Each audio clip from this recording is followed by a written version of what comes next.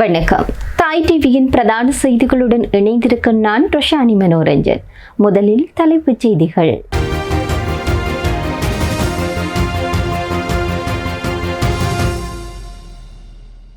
அனைத்தையும் பகிரங்கப்படுத்த தயார், மகிந்த அதிரடி அறிவிப்பு. அமைச்சரை பதவி விலகுமாறு கோரி போராட்டம். இலங்கை போக்குவரத்து சபைக்கு நாளொன்றுக்கு 20 மில்லியன் ரூபாய் இழப்பு. போக்குவரத்து அமைச்சர் விடுத்துள்ள எச்சரிக்கை.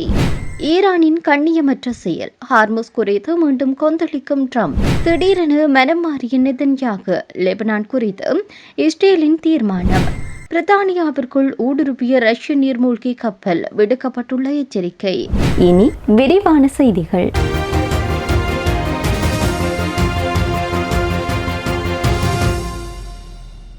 தன்னுடைய பொறுப்பு மற்றும் சொத்துக்கள் தொடர்பான விவரங்களை வெளியிடுவதாக முன்னாள் ஜனாதிபதியான மகிந்த ராஜபக்ஷ தெரிவித்துள்ளார். 2010 தொடக்கம் 2015 ஆண்டு காலப்பகுதியில் ஆரம்பிக்கப்பட்ட விசாரணை ஒன்றிற்கு அமைவாக தன்னுடைய சொத்து விவரங்களை சத்திய கடிதாசி மூலம் சமர்ப்பிக்குமாறு லஞ்ச ஊழல் விசாரணை ஆணைக்குழு முன்னாள் ஜனாதிபதிக்கு எழுத்து மூலம் அறிவித்துள்ளது.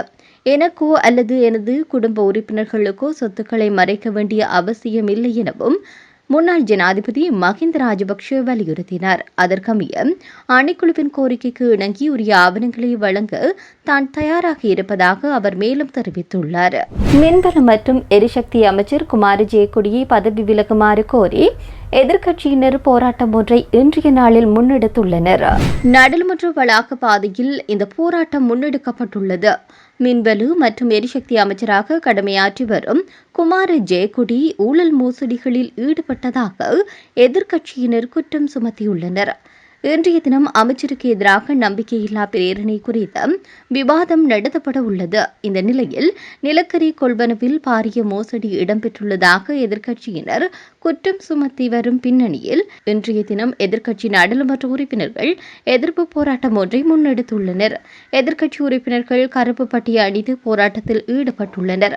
ஜனாதிபதிக்கும் அரசாங்கத்திற்கும் எதிராக கோஷங்களை எழுப்பி போராட்டம் முன்னெடுக்கப்பட்டுள்ளது. இலங்கை போக்குவரத்து சபையின் நடத்துனர்களின் முன்னெடுக்கப்படும் மோசடி காரணமாக நாளொன்றுக்கு 20 மில்லியன் ரூபாய் நஷ்டம் ஏற்பட்டிருப்பதாக போக்குவரத்து அமைச்சரான பிமல் ரத்நாயக்க தெரிவித்துள்ளார். பேருந்துகள் மாத்திரமின்றி இலங்கை போக்குவரத்து சபையின் முழுமையான நிர்வாகம், கட்டமைப்பு மற்றும் மனிதவள கட்டமைப்பு சிதைக்கப்பட்டுள்ளதாக வருத்தம் தெரிவித்திருந்தார். இலங்கை போக்குவரத்து சபை தனியார் மயமாக்கப் போவதாக வெளியாகும் வதந்திகளை அமைச்சர் திட்டவட்டமாக நிராகரித்தார். நாங்கள் இலங்கை போக்குவரத்து சபையை விற்கப் போவதில்லை, மாறாக அதனை அபிவிருத்தி செய்வோம் என அவர் உறுதியளித்தார். புதிய தரநிலைக்கு ஏற்ப மாற்றமடைய விரும்பாத அதிகாரிகள் மற்றும் ஊழியர்கள் பதவிகளில் இருந்து நீக்கப்படுவார்கள் என அமைச்சர் எச்சரித்தார். ஊழலுக்கு எதிராக தீர்க்கமான நடவடிக்கை எடுக்கப்படும் என்று தேவைப்பட்டால் புதிய விதிமுறைகளை உருவாக்குமாறு அவர் அதிகாரிகளுக்கு பணிப்புரை விடுத்துள்ளார். பொறுப்புக்கூறல் மற்றும் வினைத்திறன் மீட்டெடுப்பதற்காக பாரிய சீர்திருத்தங்கள் முன்னெடுக்கப்படும் என அவர் மேலும் குறிப்பிட்டார். மாற்றமடையாதவர்கள் நீக்கப்படுவார்கள் என எச்சரித்துள்ள அமைச்சர் ஊழலை ஒழிப்பதன் மூலமே பொது போக்குவரத்தை பலப்படுத்த முடியும் என்பதையும் வலியுறுத்தியிருந்தார்.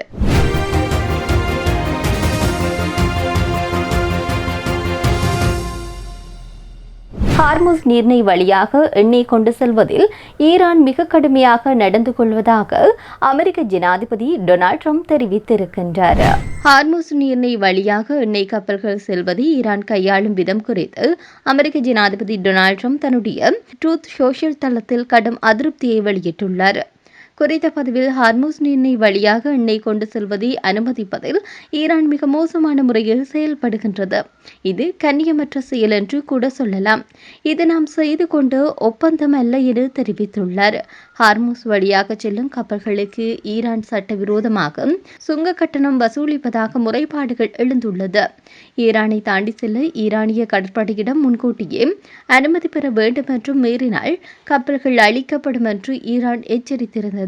கடந்த 8ஆம் தேதி அன்று எட்டப்பட்ட போர் நிறுத்த ஒப்பந்தத்தின்படி ஈரான் ஹார்முஸ் நீரிணையை முழுமையான மற்றும் பாதுகாப்பான முறையில் உடனடியாக திறக்க வேண்டும். ஆனால் தற்போது ஈரான் விதிக்கும் புதிய கட்டுப்பாடுகள் ஒப்பந்தத்திற்கு எதிரானது என ட்ரம்ப் திட்டவட்டமாக தெரிவித்தார். இந்த நிலையில் ஈரான் தற்போது ஹார்முஸ் நீரிணை நிர்வாகம் புதிய முறையில் இருக்கும் என தெரிவித்துள்ள நிலையில் அதற்கு ட்ரம்ப் கடும் எதிர்ப்பை வெளியிட்டிருக்கின்றார். போர் நிறுத்த ஒப்பந்தத்தின் அடிப்படையில் லெபனானும் உள்ளடக்கப்பட வேண்டும் என்று ஈரான் வலியுறுத்தி வருகின்றது. எனினும் இந்த அடிப்படையில் இதனை திட்டவட்டமாக அமெரிக்காவும் இஸ்ரேலும் மறுத்து வருகின்றது. இஸ்ரேலிய பிரதமர் பெஞ்சமின் நெதன்யாகு லெபனானுடன் முடிந்தவரை விரைவில் நேரடி பேச்சுவார்த்தைகளை நடத்துவதற்கு தான் அனுமதி அளித்துள்ளதாக தெரிவித்தார். அமெரிக்கா, இஸ்ரேல் மற்றும் ஈரான் இடையே நிலவும் பலவீனமான இருவார கால போர் நிறுத்தம் லெபனானின் இஸ்ரேலின் ராணுவ தாக்குதல்கள் தீவிரமடைந்துள்ளதால் முறியும் நிலையில் உள்ள சூழலில் இந்த நடவடிக்கை எடுக்கப்பட்டுள்ளது. இதுகுறித்து அவருடைய அலுவலகம் வெளியிட்டுள்ள அறிக்கையில் இவ்வாறு கூறப்பட்டுள்ளது. இஸ்ரேலுடன் நேரடி பேச்சுவார்த்தைகளை தொடங்குவதற்கு லெபனான் விடுத்த தொடர்ச்சியான கோரிக்கைகளை கருத்தில் கொண்டும் லெபனானுடன் கூடிய விரைவில் நேரடி பேச்சுவார்த்தைகளை தொடங்குமாறு நான் அமைச்சருக்கு உத்தரவிட்டேன். இந்த பேச்சுவார்த்தைகள் ஹிஸ்புல்லாவை ஆயுதம் ஏந்துவதை தடுத்தல் மற்றும் இஸ்ரேலுக்கும் லெபனானுக்கும் இடையே அமைதியான உறவுகளை ஏற்படுத்துவதை மையமாக கொண்டிருக்கும். பெய்ரூட்டை ராணுவமற்ற மண்டலமாக மாற்ற லெபனான் பிரதமர் இன்று விடுத்த அழைப்பை இஸ்ரேல் பாராட்டுகின்றது என்றும் அந்த அறிக்கையில் தெரிவிக்கப்பட்டுள்ளது. பிரித்தானியாவின் கடல் பிராந்தியத்திற்குள் ரஷ்யாவின் அத்துமீறிய நீர்மூழ்கி கப்பலின் வருகையை பிரித்தானியா கடுமையாக கண்டித்துள்ளது. வட அட்லாண்டிக் கடல் பகுதியில் ரஷ்யாவின் 3 ரகசிய நீர்மூழ்கி கப்பல்களின் செயல்பாட்டை 1 மாத காலமாக தொடர்ந்து கண்காணித்து வருவதாக பிரித்தானிய அரசாங்கம் தற்போது அறிவித்துள்ளது. பிரித்தானிய ராயல் கடற்படை மற்றும் P-8 போசிடான் விமானப்படை விமானங்கள் இணைந்து ரஷ்யாவின் அகுலாரக அணுசக்தியினால் இயங்கும் தாக்குதல் நீர்மூழ்கி கப்பல் மற்றும் ரஷ்யாவின் ரகசிய பிரிவான ஜிஜுஜிஐயின் 2 உளவு நீர்மூழ்கி கப்பல்களையும் கண்டறிந்தனர். ரஷ்யாவின் இந்த நீர்மூழ்கி கப்பல்கள் பிரித்தானியாவின் பொருளாதார மண்டலத்திற்குள் இருந்தது. ஆனால் இவை பிரித்தானியாவின் எல்லைக்கு உட்பட்ட கடற்பகுதிக்குள் நுழையவில்லை. இந்த 3 நீர்மூழ்கி கப்பல்களும் கிட்டத்தட்ட 30 நாட்களுக்கு மேலாக இடைவிடாமல் கண்காணிக்கப்பட்டதாக தெரிவிக்கப்பட்டுள்ளது. செய்தியாளர்களை சந்தித்த பாதுகாப்பு செயலாளர் கடலுக்குள் அடியில் அமைந்துள்ள எரிவாயு குழாய்கள் மற்றும் தொலைத்தொடர்பு கேபிள்களை குறிவைத்து இந்த நீர்மூழ்கி கப்பல்கள் செயல்பட்டதாக தெரிவித்தார். இருப்பினும் தொடர் கண்காணிப்புகள் காரணமாக இந்த உட்கட்டமைப்புகளில் எந்தவொரு பாதிப்பும் ஏற்படவில்லை என்பதை உறுதிப்படுத்தியுள்ளார்.